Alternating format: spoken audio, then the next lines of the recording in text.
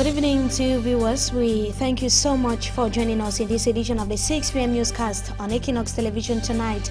As Christians in Cameroon and the world at large celebrate the Assumption Day, Catholics in the economic capital Douala have been told to shun unholy practices and follow the ways of the Blessed Virgin Mary, who is being honored today. And also in this newscast, the U.S. President Barack Obama has condemned persistent violence in Egypt that has up to now claimed the lives of over 500 persons. These are headlines, details and more just in a moment.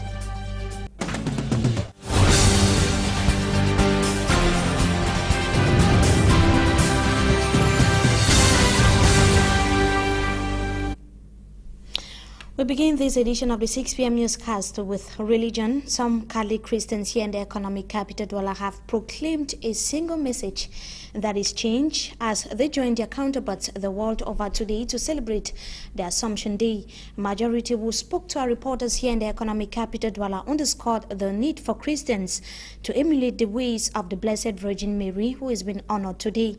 At the Saint Gerard Parish in the Dedo neighborhood here in the city of Douala, where the Mass was delivered to tens of Christians who massively turned out who attended the service, the Reverend Father told fellow Christians to pray for the Blessed Virgin Mary, and Reverend Father P.N. Jock also called on them to live their lives according to the ways of Christ Jesus.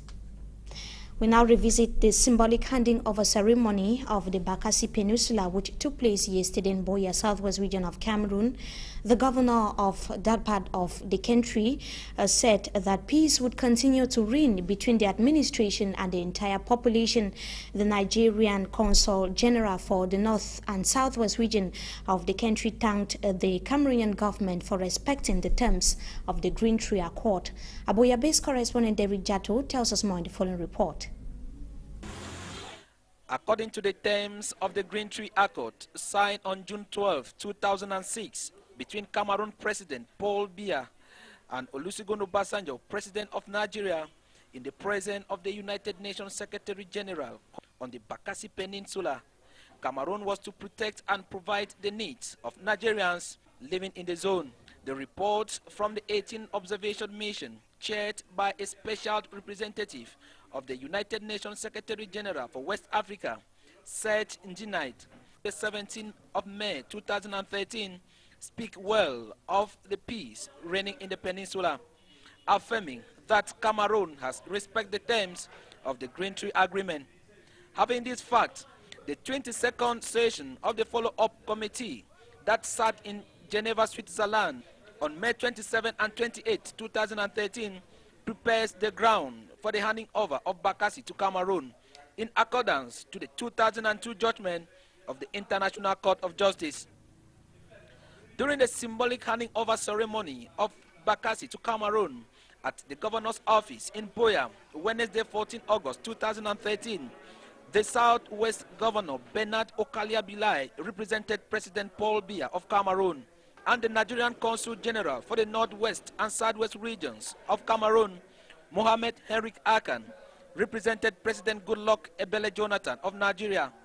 As the Cameroon law reigns supreme on the 1,554 square kilometer zone, these two countries, Cameroon and Nigeria, have entered the good books of the United Nations as the first ever countries to have settled international crises peacefully since the creation of the United Nations in 1945. Just to add, after that report there, that Cameroon assumed total control of the Bakassi Peninsula. That was yesterday. We stay with you, Derek Jato, in that part of the country where women in the southwest region have been told to take the law into their hands by rendering justice to administrators who violate their rights. Some civil society actors were speaking in Buea during the launching of a project to create public awareness on the just created administrative courts in some 10 regions of the country. Tell us more in the following report. Martin Luther King Memorial Foundation, LUCMEF Cameroon, a civil society organization, is carrying out activities aimed at improving public awareness on the existence and working of the just created administrative courts in the 10 regions of Cameroon. Talking at the launch of this awareness campaign project in Buea, LUCMEF Cameroon Chief Executive Officer, Mr. Christian Tani, called on the women not to be afraid to report any administrator that abuse their rights in any domain. The Inspector General at the Southwest Governor's Office, Mr. Haman Dairu, presiding on behalf of the Southwest Governor, said LUCMEF initiative will speed the government process of good governance and improve the business climate in the country.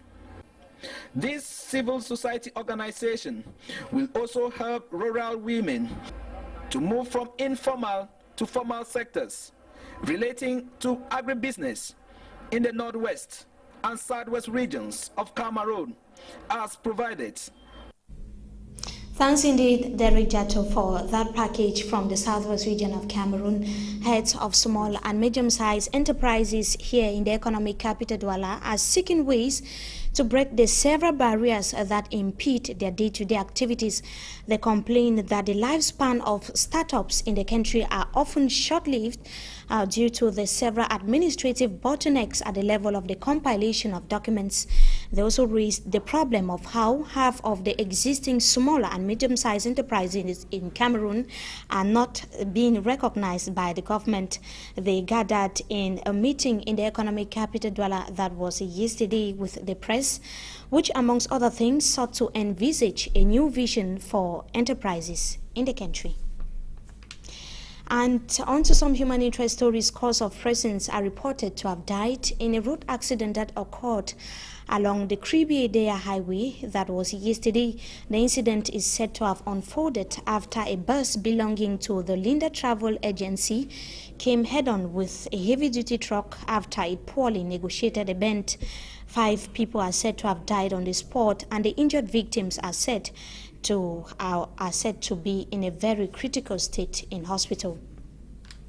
Out of the country, as we announced in the headlines, the U.S. President Barack Obama has strongly criticized the violence against Egyptian civilians and has called for an end of joint military exercises. President Barack Obama equally said force was not the way to resolve political differences in Egypt.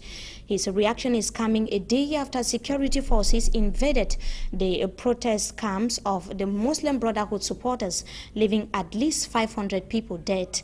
Brotherhood members have been protesting for weeks over the army's overthrow of President Mohamed Morsi since last July 2013. And in sports, football officials and players of Union Sportive of Douala have expressed dissatisfaction over the absence of Coton Sport of Garoua during the delayed Day 19 game pitting the two clubs. They said Coton Sport had no pertinent excuse to give. For Hansen Chanji tells us more in the following report.